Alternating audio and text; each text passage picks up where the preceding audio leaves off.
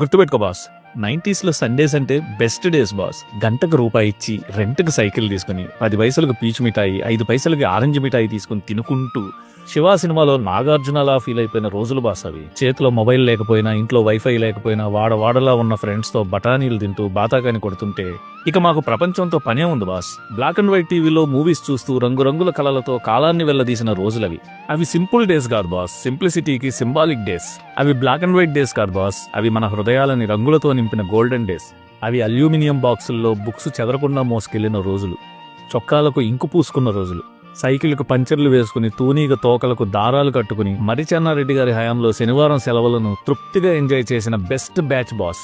Batch అంటే మామూలు batch కాదు ఇది. సుఖ సంసారం కాలం కోసమే స్వాతి వీక్లీని కొనే కామిస్టులు, సైన్స్ రికార్డుల్లో ఉమ్మెత్త పువ్వు బొమ్మను వేసి ఎంఎఫ్ హుసేన్లా ఫీల్ అయిపోయే ఆర్టిస్టులు, లేడీ బర్డ్ సైకిల్ కి గాలి తీసేసే శాడిస్టులు, ఎందుకు చేస్తున్నావో దేనికి చేస్తున్నావో కూడా తెలియకుండా లీగల్ సైజ్ పేపర్ రౌండ్ గా చుట్టుకుని టైపింగ్ సెంటర్లు చుట్టూ తిరిగే టైపిస్టులు, అదో ప్రపంచం. ఆ ప్రపంచంలోంచి పెట్టకూడదు ఇటొచ్చేసాం గానీ మా కోసం మేము బ్రతికిన రోజులు అవే బాస్.